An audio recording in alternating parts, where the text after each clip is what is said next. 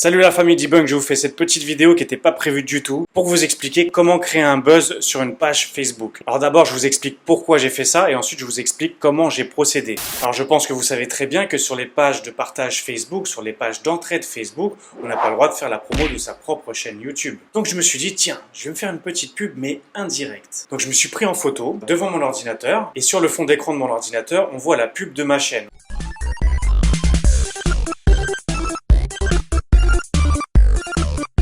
Bien sûr, j'ai pas débarqué sur la page en faisant la pub toute bête sur ma chaîne. J'ai détourné un petit peu le contexte. Donc sur mon post, je vous le lis en même temps. Hello la team, y a-t-il un graphiste qui pourrait me changer le fond d'écran de mon ordi? Car je trouve cette photo assez classe. J'aimerais me lancer dans le trading, idéalement un fond d'écran de bourse, si possible. Merci, bon week-end à tous les fonctionnaires.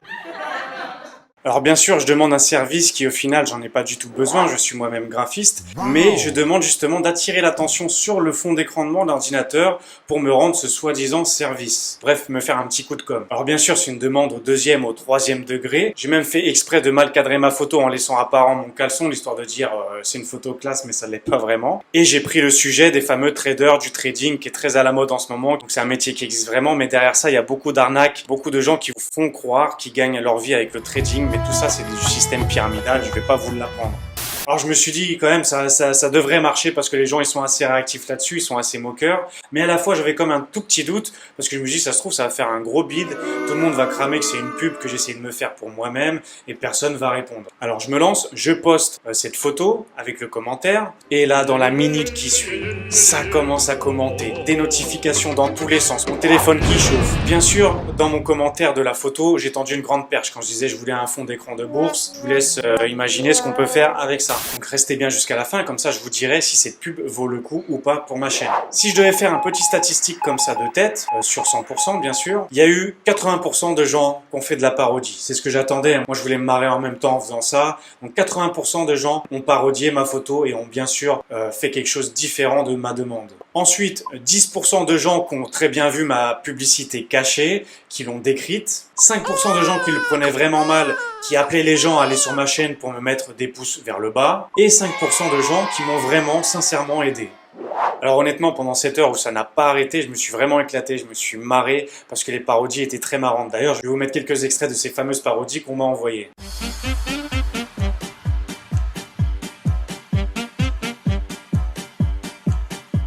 Alors bien sûr, quand j'ai parlé de trading, tout de suite ça faisait penser au buzz du moment, à JP Fanguin. Et au final, alléluia, après peut-être 40 minutes, une personne m'a réellement fait ma demande, m'a changé mon fond d'écran sur un thème de trading. Donc je l'ai vraiment remercié, sincèrement, de son travail. Ce qui était aussi très marrant aussi pour moi comme expérience, c'était de voir la réaction des gens. Je fais exprès de mettre un petit post un peu bébête, de me faire passer un peu pour la personne un peu bête. Et au final, quand je vois les gens, ils réagissent mal, qui parlaient mal ou qui critiquaient vraiment méchamment, je leur donne une perche énorme qui pour moi est flagrante, mais il y en a quand même voilà qui le prennent super mal au premier degré et pensent que je suis très très bête. Alors au final, qui est bête dans l'affaire?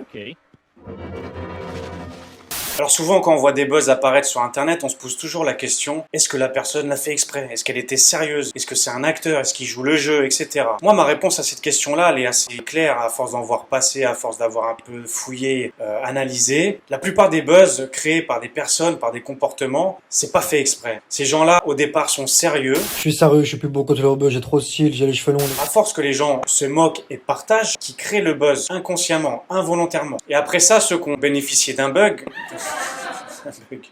suite à ça, si la personne est assez maligne, elle va continuer à surfer sur son buzz, continuer à l'exploiter et proposer d'autres trucs derrière, que ce soit de la musique, vendre un produit, vendre des vêtements. Voilà, il va profiter de son buzz, ce qui est normal. Mais pourquoi c'est très dur de créer un buzz? Parce que, comme moi, si déjà vous commencez à avoir des remords par rapport aux gens qui ont traité sérieusement votre demande, c'est difficile un petit peu à vivre. Ensuite, quand vous avez réussi un buzz un coup comme ça, à jouer un peu le rôle, à jouer un peu le fou, le bébête, il va falloir le jouer constamment, continuellement. Parce qu'à partir du moment que vous allez redevenir sérieux, tout le monde va vous lâcher et vous allez plus être intéressant parce que les gens vous ont suivi par rapport à votre folie, par rapport à votre buzz. Donc si vous continuez pas sur la même lancée, vous allez perdre très rapidement vos auditeurs. Donc bien sûr, on arrive à la question finale, au bilan final. Est-ce que ça valait le coup de faire ce petit coup de com' organisé ou pas?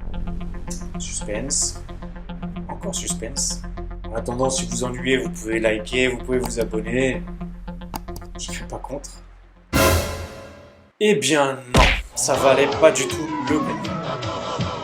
À comparaison de ça, sur cette même page, j'avais fait au début de ma chaîne une vraie pub en demandant aux gens ce qu'ils pensaient de ma chaîne. Bien sûr, ça n'a pas duré longtemps parce que les administrateurs suppriment le post, mais j'avais demandé ce que les gens pensaient, sur quel levier je pouvais m'améliorer, et j'avais eu un vrai retour des nouveaux abonnés et j'avais gagné des centaines de vues. Donc pour ce faux buzz là, le bilan il était pas bon. J'ai eu quoi? Maximum une vingtaine, 20-25 vues en plus, un abonné en plus, et au final j'ai eu 2 personnes qui sont passées me mettre des pouces vers le bas sur ma chaîne. Donc bien sûr je ne le referai pas, mais je regrette pas non plus parce que ça m'a vraiment éclaté. Voilà donc le petit conseil de fin, donc essayez d'avancer propre, essayez de pas trop cramer les étapes, ne trichez pas trop, forcément ça va mettre beaucoup plus de temps, mais au final le résultat sera bien meilleur et beaucoup plus crédible aux yeux de YouTube ou de la plateforme sur laquelle vous voulez évoluer. Donc c'est tout pour cette vidéo, pour cette petite expérience que j'ai menée. Je vous retrouve très bientôt dans la semaine pour vous faire un nouveau petit zapping. En attendant, prenez soin de vous, bisous, bonne soirée.